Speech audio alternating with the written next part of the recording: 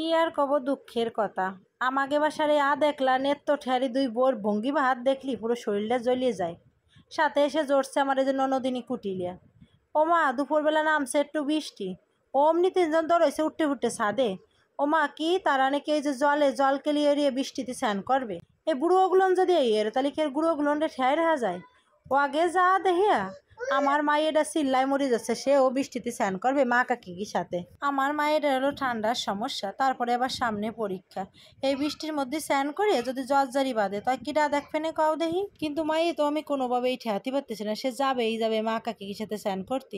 বুড়োগুলো যদি এরে তাহলে কি গুঁড়োগুলোর ঠেয়াই রাখা যায়। তারপর যাই হোক মায়ের বুঝোই টুজোই কইছে কি বাবা তোর যখন এত জাতি ইচ্ছাতেছে তাই যা, কিন্তু ছাতিটা নিয়ে যা। যাই ওকে সাথে নাচানাচি ওর গিয়ে, কিন্তু মাথাটা ভিজোস নে দয়া করি। এরপর আমিও টুকটুক ওই সিঁড়ি বেয়ে উপরে উঠে আইছি, কিন্তু স্নান করতি না দেখতি যে এরা কি হতেছে। ওরে বাবা আসি দেখি কি ইন্ডাজা হতেছে, মনে হচ্ছে ইন্ডা যেন 6 বছরের খুকি। বুড়ো বয়সে বাপ ভঙ্গি দেখলি পুরো গাটা জ্বলিয়ে যায়।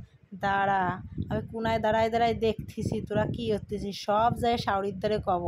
আজকে বাসায় আসবি না শাওরির দ্বারে তোরা যা হতেছিস তাও কব, আর যা না হতেছিস তাও বানাইছে নাই কব, যাতে তো গ্যাসকে দেয় বাসায় আসলি ভালো রিয়া।